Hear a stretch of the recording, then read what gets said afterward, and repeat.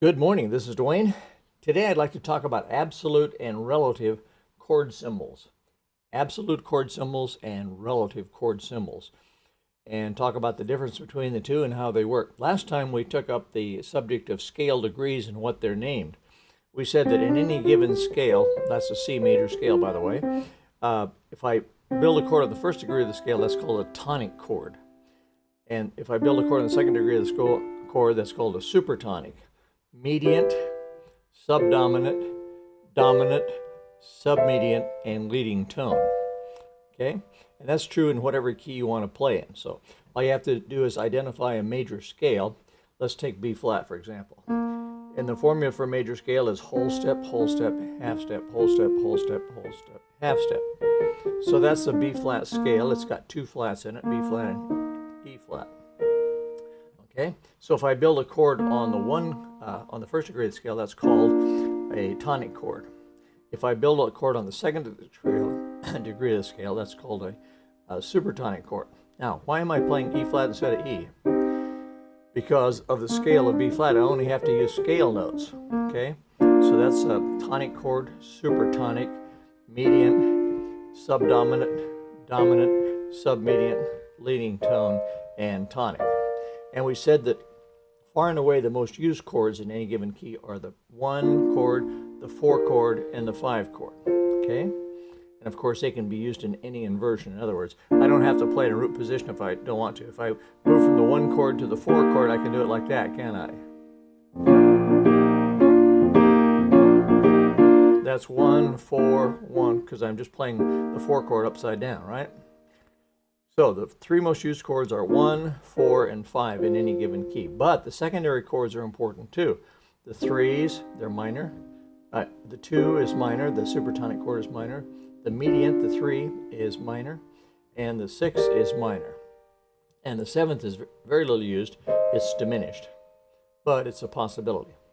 Okay, so we have the structural names for the scale degrees, don't we?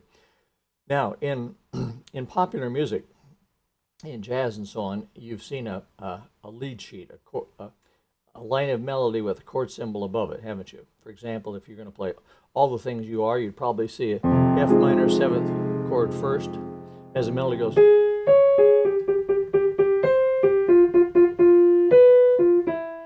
The first chord would be F minor 7th, second chord would B flat minor 7th, third chord would be E flat 7th, A flat,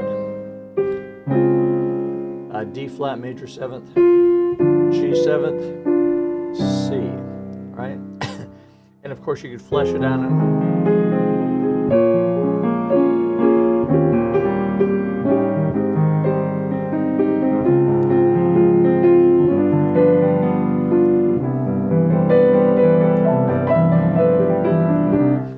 flesh it out all you want with broken chords and inversions and so on. Okay, but that's called absolute chord symbols, where it says F minor 7th. You got to play F minor 7th. Then you got to play B flat minor 7th. You got to play E flat and so on. Okay, so if you want to play it in another key, that was in the key of A flat, but if you want to play it in another key, you've got to figure out what the chords are, don't you? Because it's written in absolute, and so if say you want to play it in the key of C, you would have to start on A minor.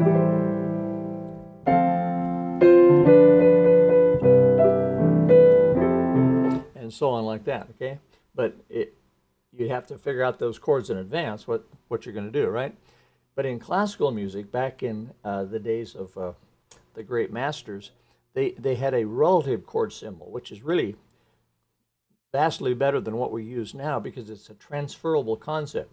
In other words, what you learn in one key, you just transfer to another key. Okay, if a chord starts on the 6 chord and then goes to the 2 chord and then it goes to the 5 chord and then it goes to the 1 chord, then in the new key, guess what? 6, 2, 5, 1. Right? It's transferable from key to key. Okay, and that's the point. Now. Let's talk about Roman numerals and Arabic numerals.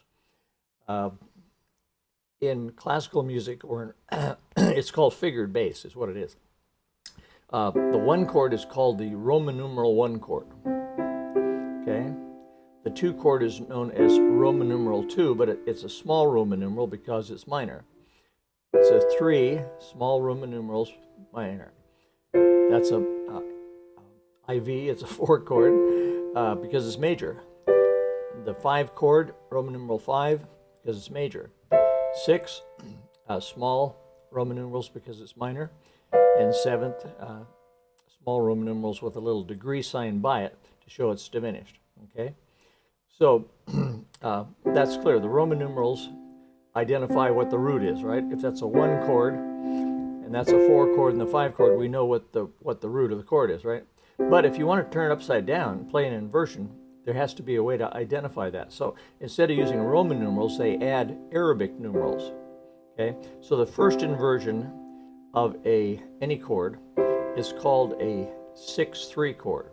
And the reason it's called 6/3 is because that note, the top note, is 6 notes above the bottom notes, an interval of a 6 down to there. And then the middle note to the bottom note is a 3, okay?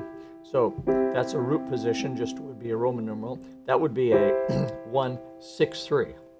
Now sometimes they leave off the 3 just because it's kind of redundant, but it's a 1/6 chord at least.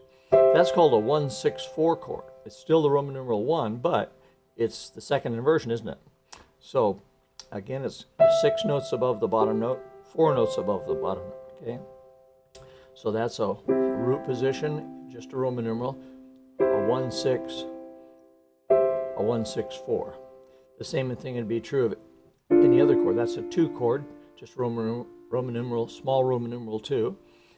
That's a 2, Roman numeral 2 with an Arabic 6 by it. That's an Arabic 2 with a Roman numeral 2 with a Arabic 6/4 by it, okay? When I say Arabic, I mean our normal numbers that we use, okay? Not Roman numerals, in other words. Okay, I think that's enough for today. It gives you a little introduction to 2 kinds of chord symbols, absolute, absolute and relative chord symbols. If you enjoy this kind of thing, come on over to playpiano.com and sign up for our free series of free videos and newsletters and so on. I think you'd be glad you did. So thanks for being with me. We'll see you tomorrow. Bye-bye for now.